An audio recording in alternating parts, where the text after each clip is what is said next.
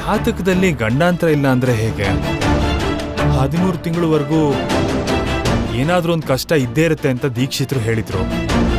ಹೋಗ್ಲಿ ಬಿಡು, ಆ ವಿಷಯ ಭಾಗ್ಯಂಗೆ ಗೊತ್ತಾಗ್ಲಿಲ್ವಲ್ಲ, ಅಷ್ಟು ಸಾಕು.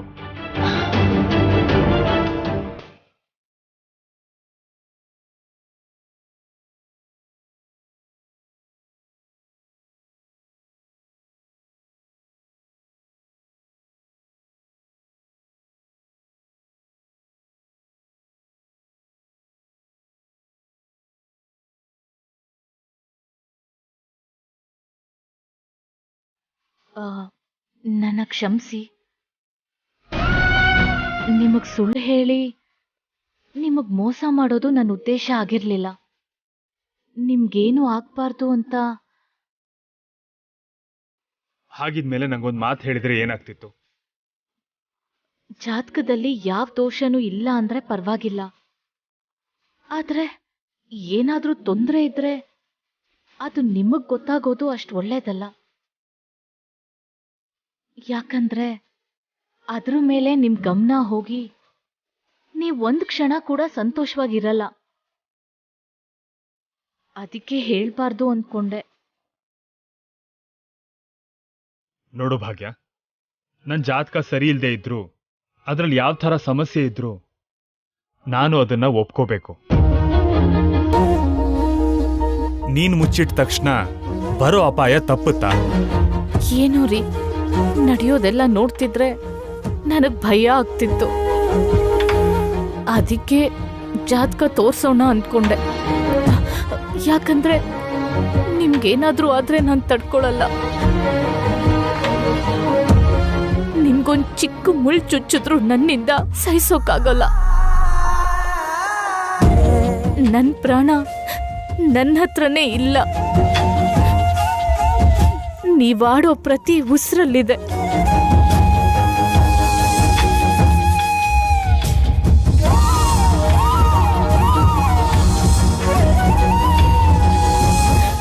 ನಿಮ್ಗೇನಾದ್ರೂ ಆದ್ರೆ ಮೊದಲು ನನ್ನ ಉಸಿರು ನಿಂತು ಹೋಗುತ್ತೆ. ನೀವಿಲ್ಲ ಅಂದ್ರೆ ನಾನು ಇಲ್ಲ ಮಿತ್ರ ಅವ್ರೆ.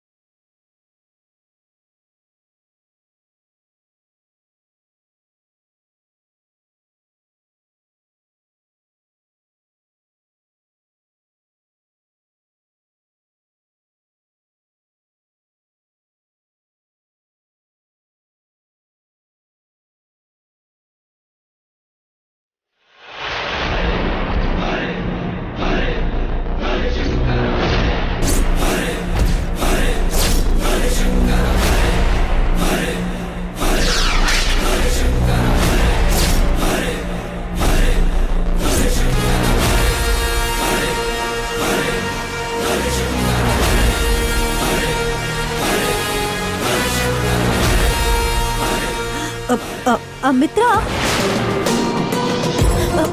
ಸೊ ಸಾರಿ, ನಾನು ನೋಡದೆ ಬಂದ್ಬಿಟ್ಟೆ. ಮನೀಷಾ, ಏನೋ ಕೆಲ್ಸ ಇತ್ತು ಅನ್ಸುತ್ತೆ. ಮಿತ್ರ ಹತ್ರ ಒಂದು ಫೈಲ್ ಮೇಲೆ ಸೈನ್ ಮಾಡಿಸ್ಬೇಕಿತ್ತು. ಹೌದಾ? ಮತ್ತೆ ಫೈಲ್ ತಂದಿಲ್ಲ? ಓ, ಫೈಲ್ ತರಬೇಕಿತ್ತಲ್ಲ, ತರ್ತೇನಿರು.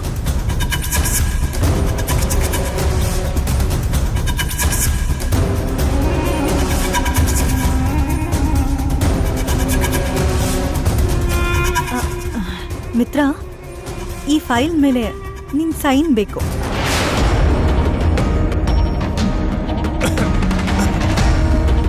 ಭಾಗ್ಯ, ಸ್ವಲ್ಪ ನೀರ್ ತರ್ತ್ಯಾ? ಹಾ, ತಂದೆ ರೀ.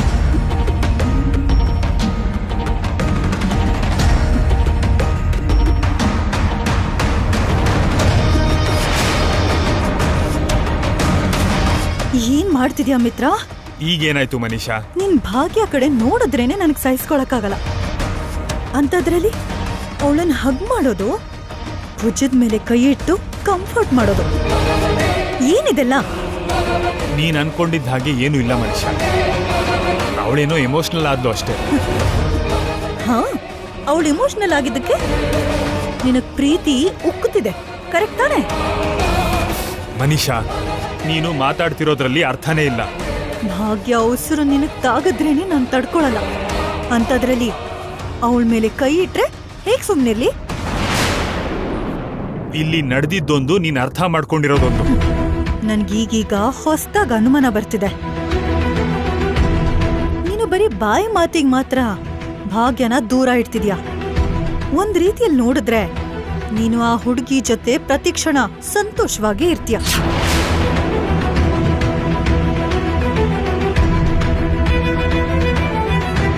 ಹೌದಾ?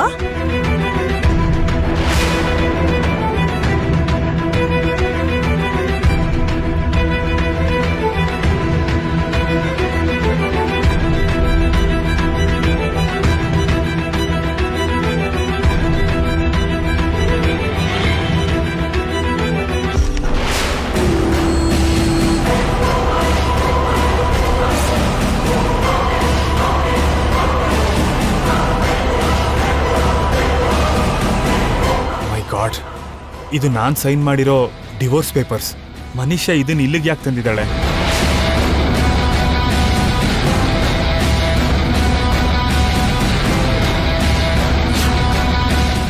ಭಾಗ್ಯ,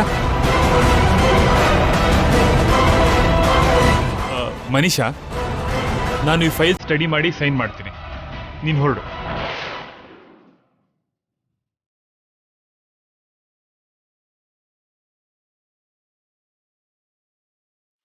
ಏನಾಯ್ತು, ಒಂಥರ ಇದ್ದೀರಾ? ಏನಿಲ್ಲ ಭಾಗ್ಯ, ನೀನ್ ಕೂಡ ನಡೆದಿದ್ರ ಬಗ್ಗೆ ಯೋಚನೆ ಮಾಡ್ಬೇಡ, ಸರಿನಾ? ಸರಿ.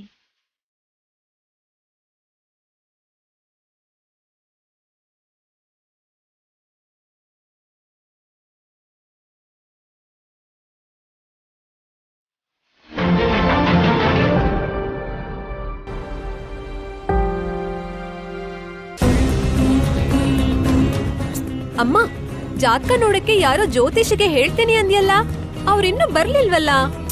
ನೀನ್ ಹೀಗ ಅರ್ಜೆಂಟ್ ಮಾಡಿದ ತಕ್ಷಣ ಬಂದ್ಬಿಡ್ತಾರೇನೆ, ಸ್ವಲ್ಪ ತಡ್ಕೋ. ಅಮ್ಮ ಅನಸೂಯ,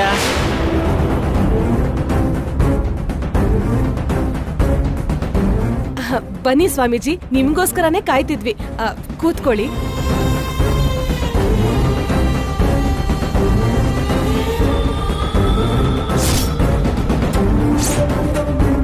ತಾಯಿ ನೆಲದಕ್ಕಿಂತ ದೊಡ್ಡ ಪೀಠ ಯಾವ್ದಿದ್ಯಮ್ಮ?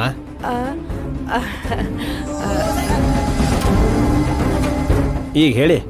ಈ ಜಾತಕ ನೋಡಿ ಅದ್ರಲ್ಲಿ ಏನೇನಿದೆ ಅಂತ ಹೇಳ್ತೀರಾ ಅಂತ, ಹಾಗೆ ಜಾತಕದ ಜೊತೆ ನನ್ ಮಗಳ ಜಾತಕ ಸೆಟ್ ಆಗುತ್ತೋ ಇಲ್ವೋ ಅಂತ ನೋಡಕ್ ಕರ್ಸಿದ್ದು ಸ್ವಾಮಿ. ಎಲ್ಲಿ ಇಲ್ಲಿ ಕೊಡಿ ನೋಡೋಣ.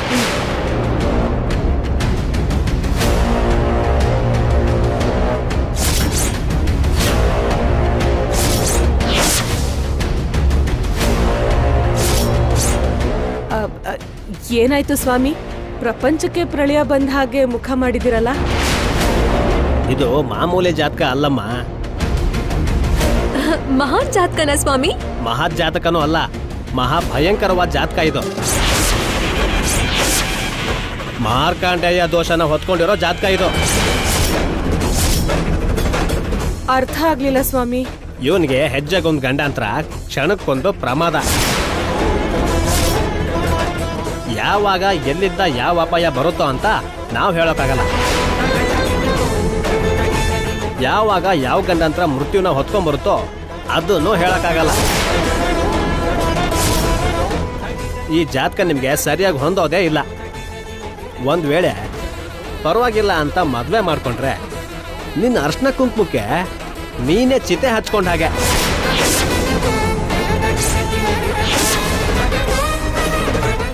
ಆದ್ರೆ ಈ ಹುಡುಗಂಗೆ ಸ್ವಲ್ಪ ದಿನದ ಹಿಂದೆನೆ ಮದುವೆ ಆಗಿದೆ ಸ್ವಾಮಿ. ಅವನ್ಗೆ ಇದು ಕಲ್ಯಾಣ ಆಗೋ ಸಮಯನೇ. ಮದ್ವೆ ಆಗಿದೆ ಅಂತ ಮೊದಲೇ ಊಹಿಸಿದ್ದೆ ನಾನು. ಹೆಂಡತಿ ಜಾತಕ ಇದ್ರೆ ತೋರಿಸ್ತೀರಾ? ಹಾ ಶಾಲಿನಿ, ಹೋಗ್ ತಗೊಂಡ್ ಬಾರೆ. ಹಾ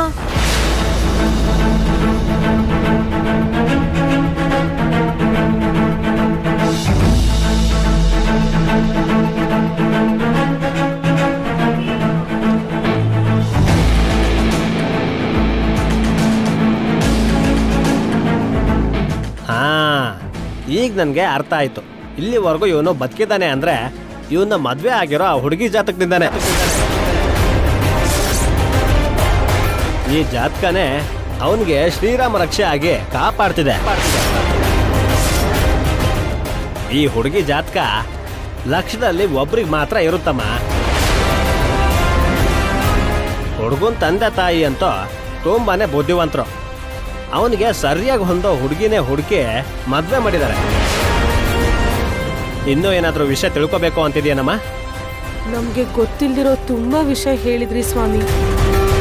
ಇದನ್ ಜೀರ್ಣ ಮಾಡ್ಕೊಳಕ್ಕೆ ತುಂಬಾ ಸಮಯ ಆಗುತ್ತೆ. ಸರಿ, ನಾನು ಹೋಗಿ ಬರ್ತೀನಮ್ಮ. ಸರಿ ಸ್ವಾಮಿ.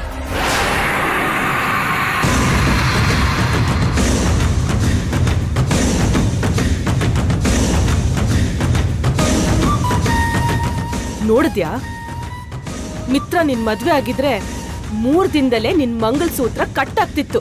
ಅದನ್ನ ಪಕ್ಕಕ್ಕಿಡಮ್ಮ. ಈಗ ನನ್ಗೆ ತುಂಬಾ ವಿಷಯ ಕ್ಲಿಯರ್ ಆಗಿ ಅರ್ಥ ಆಗ್ತಿದೆ. ಏನೇ ಅದು? ತಂದೆ ತಾಯಿ ಇಲ್ದೇ ಇದ್ರು, ಆಸ್ತಿಯಲ್ಲಿ ಅವ್ರಿಗೆ ಈಕ್ವಲ್ ಆಗಿ ಇಲ್ದೇ ಇದ್ರು, ನೋಡಕ್ ಚೆನ್ನಾಗಿಲ್ದೇ ಇದ್ರು, ಬಲವಂತವಾಗಿ ಮಿತ್ರನ್ಗೆ ಭಾಗ್ಯನ್ನೇ ಮದ್ವೆ ಮಾಡಿಸ್ಕೊಂಡಿದ್ದು ಯಾಕೆ? ಕಾರಣ ಇದೆ. ಭಾಗ್ಯನ್ ಜಾತಕ. ಭಾಗ್ಯನ್ ಜಾತಕದ ಬಗ್ಗೆ ಮೊದ್ಲೇ ಅವರಿಗೆ ಗೊತ್ತಾಗಿ ಭಾಗ್ಯನ್ ಜೊತೆಗೆ ಮದ್ವೆ ಮಾಡೋಕೆ ರೆಡಿ ಆದ್ರು. ಆ ವಿಷಯ ಹೊರಗಡೆ ಹೇಳಿದ್ರೆ ಎಲ್ಲಿ ಮದ್ವೆ ಬೇಡ ಅಂತೀವೋ ಅಂತ ಮಿತ್ರನ್ ಗಂಡಾಂತರ ವಿಷಯನ ಮುಚ್ಚಿಟ್ಬಿಟ್ರು. ನಿಜ ಕಣೆ, ನೀನ್ ಹೇಳೋದು ಕರೆಕ್ಟು. ಆ ಅರವಿಂದ ಮಾಲಿನಿ ನಮ್ ಮುಂದೆ ಎಷ್ಟು ಹಾರಾಡ್ಬಿಟ್ಲು. ಇವಾಗ ಅವ್ರಿಗಿದೆ.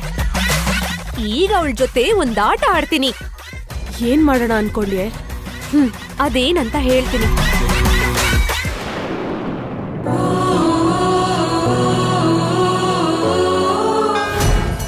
ಏನ್ ಮಾಡ್ತಿದ್ಯಾ ಮಿತ್ರ? ಒಂದು ಹೊಸ ಪ್ರಾಜೆಕ್ಟ್ ಸ್ಟಡಿ ಮಾಡ್ತಿದ್ದೀನಿ ಮನೀಷಾ. ಓ ಹೌದಾ? ಹ್ಮ್. ಓಕೆ. ನನ್ನ ಕೂಡ ಸೇಮ್ ಕ್ವೆಶ್ಚನ್ ಕೇಳು ಮಿತ್ರ. ಏನ್ ಮಾಡ್ತಿದ್ಯಾ? ನಾನು ಫುಲ್ ಸಂತೋಷದಲ್ಲಿ ತೇಲಾಡ್ತಿದ್ದೀನಿ. ಯಾಕಷ್ಟು ಸಂತೋಷ? ಯಾಕೆ ಅಂದ್ರೆ ಏನು, ಭಾಗ್ಯ ನಿನ್ ಜಾತಕ ತೋರ್ಸಿದ್ರೆ ಅದ್ರಲ್ಲಿ ಯಾವ ತರ ದೋಷನೂ ಲೋಪನೂ ಇಲ್ಲ ಅಂತ ಗೊತ್ತಾಯ್ತಲ್ವಾ? ಅಯ್ಯೋ ಮನೀಷಾ, ಇಷ್ಟು ವರ್ಷ ನಿನ್ ಜಾತಕದಲ್ಲಿ ದೋಷ ಇದೆ ಅಂತ ಎಲ್ರೂ ಎಷ್ಟು ಹೆದರ್ಕೊಂಡಿದ್ರು. ಆದ್ರೆ ಈಗ ಎಲ್ರಿಗೂ ಟೆನ್ಷನ್ ಫ್ರೀ ಆಗಿರ್ಬೋದು. ಭಾಗ್ಯನ್ ಮದ್ವೆ ಮಾಡ್ಕೊಂಡ್ಮೇಲೆ ಅವಳ ಜಾತಕದ ಪ್ರಭಾವದಿಂದ ನಿಂಗಿರೋ ಪ್ರಾಬ್ಲಮ್ ಹೋಗಿರೋ ಹಾಗಿದೆ ಮಿತ್ರ. ಇನ್ ಹೇಗೂ ಭಾಗ್ಯನ ಅಗತ್ಯ ಮುಗೀತಲ್ವಾ, ಭಾಗ್ಯನ ಕಳಿಸ್ಬಿಡ್ಬೋದು ತಾನೆ. ಏನ್ ಮಾತಾಡ್ತಾ ಇದೀಯ ಮನೀಷಾ? ಕರೆಕ್ಟ್ ಅಲ್ವಾ ಮಿತ್ರ? ಭಾಗ್ಯ ನಿನ್ ಜೀವನದಲ್ಲಿ ಬಂದಿರೋ ಪರ್ಪಸ್ ಇನ್ನೇನ್ ಮುಗೀತಲ್ವಾ?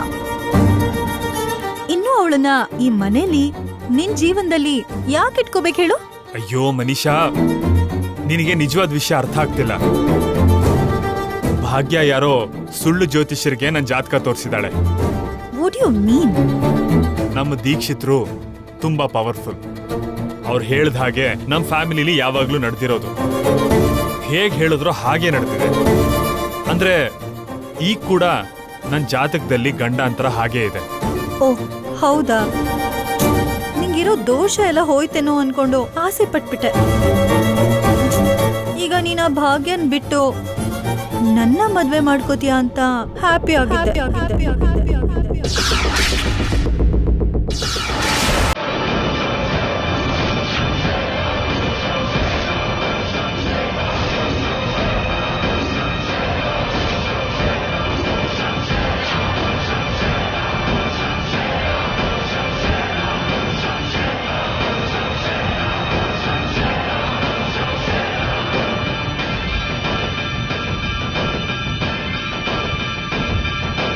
ಮನೀಷಾ, ಏನು ಮದ್ವೆ ಅಂತೇನೋ ಹೇಳ್ತಿದ್ದೆ?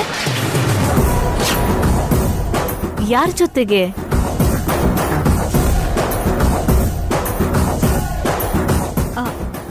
ಅದೇನಿಲ್ಲ ಭಾಗ್ಯ. ಮದ್ವೆ ಯಾವಾಗಂತ ಮಿತ್ರ ಕೇಳ್ತಿದ್ದ. ಹಾ, ಇಷ್ಟು ಬೇಗ ಬೇಡ ಅಂತ ನಾನು ಹೇಳ್ತಿದ್ದೆ ಅಷ್ಟೇ. ಓ ಹೌದಾ? ಬೇಗ ಆಗೋ ಮನೀಷಾ. ಬೇಕಾದ್ರೆ ಮಿತ್ರ ಅವ್ರ ಹಾಗಿರೋ ಒಳ್ಳೆ ಹುಡುಗನ್ನ ನಾನು ಹುಡ್ಕೊಡ್ತೀನಿ.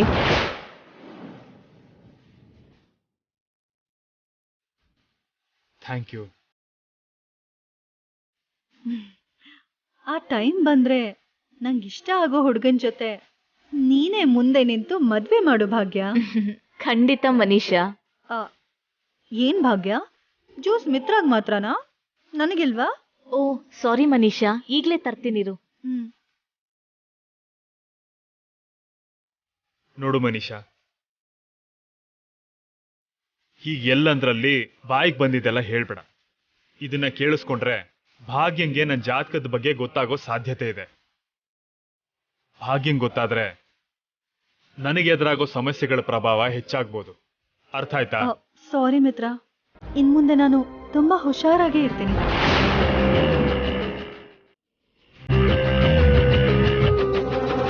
ಜಾತಕ ಚೆನ್ನಾಗಿದೆ ಅಂದ್ಕೂಡ್ಲೆ ಆಸೆ ಪಟ್ಟೆ.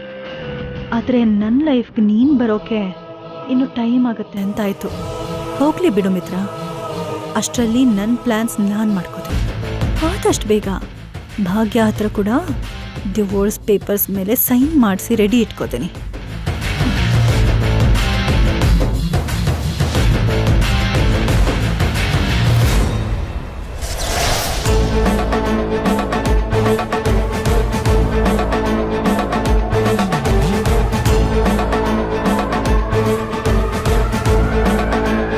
ಮಿತ್ರ ಅವ್ರ ಜಾತಕದಲ್ಲಿ ಗಂಡಾಂತರ ಇದೆ ಅಂತ ನಾನೇ ಅನುಮಾನ ಪಟ್ಟಿದ್ದೆ. ಮಿತ್ರ ಅವ್ರ ಜೀವನದಲ್ಲಿ ಯಾವ ಥರದ ಅಪಾಯನೂ ಇಲ್ಲ. ಅದು ಗೊತ್ತಾದ್ಮೇಲೆ ನನ್ನ ಮನಸ್ಸಿಗೆ ಸಮಾಧಾನ ಆಯ್ತು. ಈಗ ಅವ್ರ ಜಾತಕ ಚೆನ್ನಾಗಿದೆ ಅಂತ ಗೊತ್ತಾದ್ಮೇಲೆ ನನ್ನ ಅನುಮಾನ ಎಲ್ಲ ಹೊರಟೋಯ್ತು.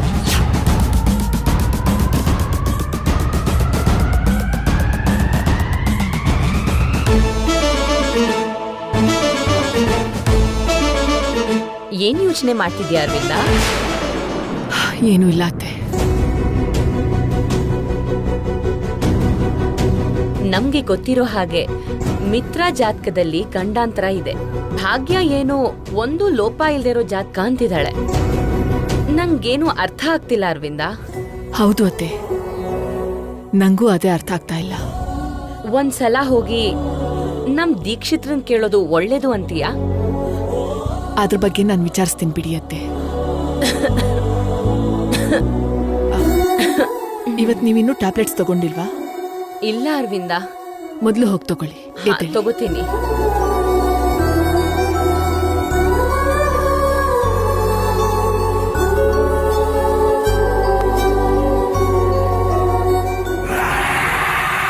ನಮಸ್ಕಾರ ಬೀಗ್ರಿಗೆ. ನಮಸ್ತೆ ಅನಸೂಯ. ನಮಸ್ತೆ ಅತ್ತೆಯವ್ರೇ. ಹೇಗಿದ್ಯಾ ಶಾಲಿನಿ? ಇಲ್ಲಿವರೆಗೂ ಹೇಗಿದ್ವೋ ಇನ್ಮೇಲ್ ಕೂಡ ಚೆನ್ನಾಗೇ ಇರ್ತೀವಿ ಬಿಡಿ. ಏನ್ ಅನಸೂಯ, ಮಾತುಗಳು ಬೇರೆ ತರ ಬರ್ತಿದೆ. ಒಂಥರ ನಡ್ಕೋತಿದ್ದೀರಾ? ಹೊಸ ಹೊಸ ವಿಷಯ ಗೊತ್ತಾದಾಗ ಹೊಸ ಹೊಸ ಥರನೇ ನಡ್ಕೋಬೇಕಲ್ಲ ಅಲ್ವಾ ಬೀಗ್ರೆ? ಯಾವ್ದ್ರ ಬಗ್ಗೆ ಮಾತಾಡ್ಬೇಕು ಅಂತ ಅನ್ಕೊಂಡಿದ್ದೀರಾ? ಏನಿಲ್ಲ ಬೀಗ್ರೆ, ನಮ್ಗಿರೋ ಇಷ್ಟು ಪುಟ್ಟ ತಲೆಗೆ ಎಷ್ಟೋ ಅನುಮಾನ ಬರ್ತಿತ್ತು. ನಾವ್ ಕೊಡ್ಲೂ ಇಲ್ಲ, ನೀವ್ ತಗೊಳ್ಳೂ ಇಲ್ಲ. ಇಂಥ ಶ್ರೀಮಂತರು ಏನ್ ನೋಡಿ ನಮ್ ಭಾಗ್ಯನ ಮದ್ವೆ ಮಾಡ್ಕೊಂಡ್ರಿ ಅಂತ ನಮ್ಗೆ ತುಂಬಾ ಅನುಮಾನ ಬರ್ತಿತ್ತು.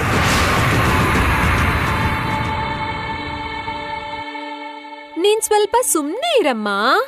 ಏನು ಇಲ್ದಿದ್ರೆ ಏನು, ಮಾರ್ಕಂಡೇಯ ದೋಷದಿಂದ ಕಾಪಾಡೋ ಜಾತಕ ನಮ್ ಭಾಗ್ಯಂದಾಗಿದ್ಯಲ್ಲ.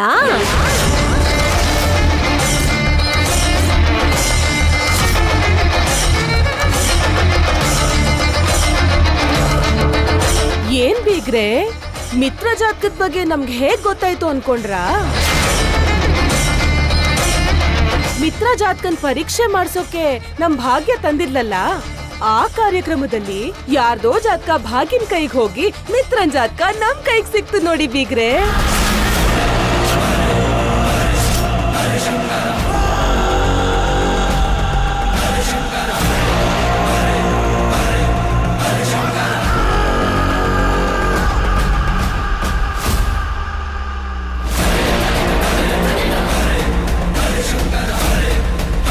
ಅಮ್ಮ, ಎಂಥ ಮೋಸ, ಎಂಥ ಮೋಸ!